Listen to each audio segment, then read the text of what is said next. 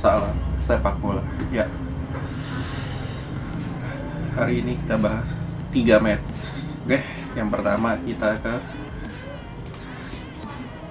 ke Verona dulu, Hellas Verona ya. Ketemu Juventus. Oke, ya Juventus seperti biasa main 3-5-2 dengan duet di depan Kulusevski dengan Ronaldo, dengan ditopang 3 gelandang Ramsey, Rabiot, Betancourt, lalu Bernardeschi dan Chiesa. Ya, lalu ada Alexandro, De Ligt dengan Demiral. Ya, sebenarnya gue mau soroti di sini adalah ya mau sampai kapan pola permainan Juve ini kayak gini terus, yang lebih banyak mengandalkan otot daripada otak. Ya, gue nggak melihat di sini berapa pemain ini hampir seluruh pemain ini memiliki kreativitas. Ya, lu bisa mengharapkan kreativitas apa dari pemain seperti Ramsey, seperti Betancourt, seperti Rabiot, lalu seperti Bernardeschi, Chiesa, yang otomatis nggak ada sama sekali benar-benar permainan yang bagus seperti Juve sebelum-sebelumnya. Lalu yang kedua, terlalu sering mengandalkan Ronaldo untuk bisa cetak skor. Di match ini kelihatan banget muaranya selalu ke Ronaldo, ya sekali mungkin Chiesa, dan di sini terlihat Ronaldo nggak bisa ngapa-ngapain. Dia shootingnya pun sempat diblok juga ada 3 atau 4 kali. Dan kalau misalkan kalian lihat secara shot on target, karena muaranya ini berdasarkan ke Ronaldo terus, itu cuma bisa cetak 5, kalah sama Verona cetak 6 shot on target loh. Mana yang beruntung juga, Verona kan nggak punya striker yang bagus ya, jadi otomatis nggak ada yang terlalu membahayakan. Dan di sini lo bisa lihat bagaimana kualitas CSD ya. Ketika pemain Verona mendapatkan heading, dia nggak bisa menjangkaunya, dan satu-satu hasil yang paling maksimal. Oke, lalu kita ke match selanjutnya, ada Man City ketemu West Ham. Ya, sebenarnya di sini kalau misalkan kalian nonton ya, City ini Pep ya turunin tempo, dimana biasa switch playnya ini begitu cepat, namun di sini ya biasa aja, nggak terlalu banyak istimewa. Gundogan, Kevin De Bruyne seperti biasa, Mahrez, Ferran Torres nggak terlalu kelihatan, demikian juga dengan Aguero ya.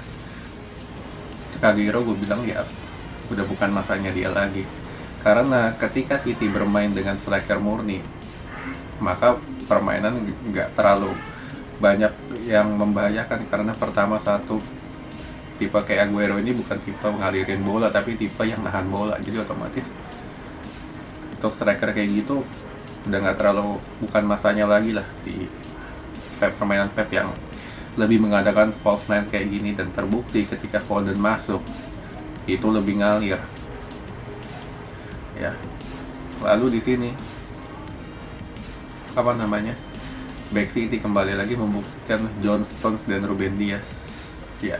Mereka nggak juga bagus dalam bertahan, namun juga bagus dalam menyerang, dan terbukti bisa cetak 2 gol ya. Cuma strateginya West Ham kalau misalkan lu nonton, yaitu strategi tarkam banget. Dapat bola crossing, ujung-ujungnya kemana? Antonio juga bukan striker yang berbahaya. Selain itu juga crossingnya kemana? Crossingnya ke Lingard yang ngalirin. Cuma bisa mengandalkan satu pemain doang yang kualitasnya pun ya pas-pasan juga, bukan satu kualitas top. Jadi nggak heran kalau misalkan West Ham ini kalah 2-1. Ya beruntung juga City ini lagi nurunin tempo. Kalau misalkan City main false nine, ya lu nggak heran pemain ini dibantai tim kayak gini. Dan kenapa tim ini bisa ranking 4 saat ini? Ya karena satu, pertama Chelsea lagi menurun, Liverpool lagi menurun, dan otomatis West Ham ini memanfaatkan momentum itu. Dan West Ham ini kan menangnya dari tim-tim kecil ya, jadi otomatis nggak heran mereka bisa ranking 4. Oke, lalu kita beberapa match dari Barca ya, yang sebelumnya menurun, sekarang mereka ada perubahan tipe, main 3-5-2. Nah, sekarang gue sambil jelaskan bagaimana taktiknya Barca yang baru. Nah, Barca di sini main 3-5-2 seperti ini.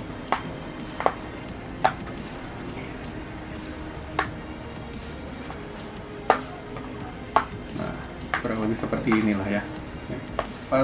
3-3. Nah, dimana di sini ada Pedri dengan De Jong, lalu Alba, Des, Dembele, Messi. Ketika pertama Barca menyerang, catch up lah ini semua pemain. Kecuali Busquets diam di sini dan berperan sebagai gelandang bertahan atau sebagai center back tambahan. Lalu Dembele free roll dengan Messi. Nah, jadi ketika Barcelona menyerang nih seperti ini, tuh pemain ini menusuk ke tengah, De Jong dengan Pedri. Jadi 1, 2, 3, 4, 5, 6 pemain di depan bola. Nah, maka dari itulah serangan Barca banyak dibangun dari sayap.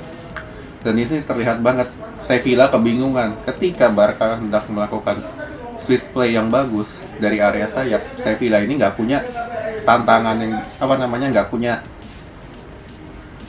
plan B lah istilahnya, karena kan kekuatan Sevilla selama ini kan dari sayap ya, jadi otomatis nggak heran tim ini nggak punya plan B. Nah, lalu ketika bertahan Barca ini cukup bagus, kecuali Messi nggak ikut bertahan. Nah, seperti inilah formasinya. Nah, Rakitic yang biasa beroperasi sebagai di mana gelandang sayap area sini dengan Jordan, lalu Gomez, Munir, mereka nggak bisa ngapa-ngapain dari sayap, dengan juga Jesus Navas. Nah, karena ketika Sevilla hendak melakukan penyerangan dari area sayap, sudah langsung dijaga nih, langsung di press seperti ini. Nah, ketemulah seperti ini. Nah, seperti inilah. Jadi ngalirin bola kemana? Sayap ketemu, dari sayap kiri ketemu, kanan ketemu. Cuman satu kelemahannya, area tengah ini bolong. Nah, cuman kan Sevilla ini kan selama ini nggak terlalu sering bermain di area tengah ya. Jadi gua nggak heran kalau misalkan Sevilla ini kesulitan. Cuman kalau misalkan ketemu tim yang jago main di lini tengah yang bolong ini, gampang banget dimanfaatinnya. Karena di sini lu cuman karena Busquets kan ikut narik ke ini kan, di lini kedua, lu cuman ngandelin sih long liat yang larinya lama. Pique gue belum tentu sembuh. Mingueza yang katronya minta ampun. Nah, salah satu inilah kelemahan dari taktik Barca yang baru, selain keunggulan tadi yang pertama udah gue jelasin ya. Cuman itulah strategi alternatif yang karena pemain lu pas-pasan, jadi gue bilang strategi 3-5-2 ini lebih efektif ketimbang 4-3-3 yang lebih menuntut kreativitas. Oke, sekian dulu.